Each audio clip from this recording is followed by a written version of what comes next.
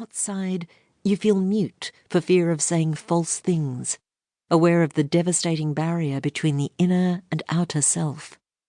When it is a great effort to conform to the norms of a human day, to speak and live in the structure we have created, you are feeling the pull of Achiragawa. It is physically absent. It is wonderful and perilous for the mind. I went to Japan because of this word. I went to Japan because of my own pull towards this place that is not really a place, to this idea of Achiragawa. During the final months that I lived with them, as winter began to spread across the days, the cold seeping into the bricks of our peeling, cracking terrace house, we felt drawn to the summers of other places. She with her old relationship, me with the new. In both situations, we wonder who we are.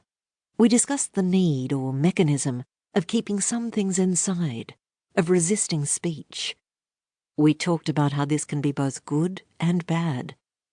We seemed to be trying to understand our respective positions inside and outside of certain structures, relationships, countries, friendships. We spoke about silence and freedom, unsure of ourselves. Until now, Em had, she said, seen herself only through the mirror of other people. She used the word ame, a sweet dependence on another person. She had previously found it impossible to see her own person separate from the people around her and the life expected of her. In a few short weeks, she would leave for Europe, and what she called her own kind of Achiragawa. I would leave soon too, for Japan. I wrote down the new words she had taught me. Sometimes it is useful to leave your language, which is really your structure, your worldview, and find the cold pool of clarity in the unfamiliar. In Japan, I was unsettled.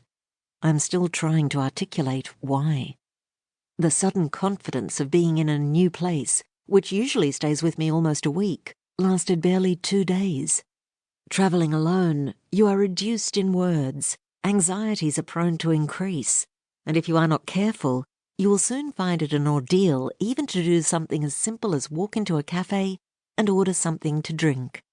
After I left Em's parents, I mostly stayed in hostels. In the mornings, the large shared rooms were close and hot, dense with the pressure of a dozen humid nights, breathed out by a dozen sleeping women. I woke early each day and stepped down the ladder rungs. I was often allocated a top bunk, put on the slippers provided, and went to wash the night-stuck sweat from my face, arms, and neck. The humidity shocked my body in such a way that I was permanently dazed. I felt a strange disconnection from my body, one perhaps born of extremes. The decision to go to Japan alone in the height of summer was entirely my own.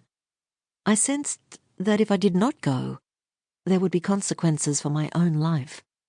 I cannot explain what these unborn, imaginary contingencies would be, only that they propelled me. Questions remained, and they stalked me. Is there no other side? Is there no other way to live a life? Can you test these daily despairs within the structures of your own life? Or is some greater uprooting needed, as my friend M felt, in order to truly get to Achiragawa? And how might I know if I am there?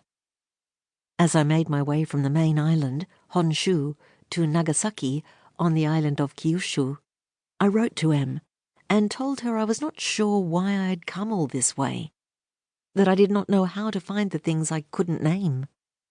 She replied, "There is someone I would like you to meet while you are over there." She said that, like her, this friend no longer lived in Japan. In some ways, our stories are part of a larger one, about Achiragawa and the need for the other side. M gave me the name of this friend, a man she had never mentioned before. She said he was due to visit Japan soon, from where he lived abroad. She suggested I meet him when I returned to Tokyo. He would be able to tell me more about Achiragawa. I began to complete these accounts when I returned from Japan.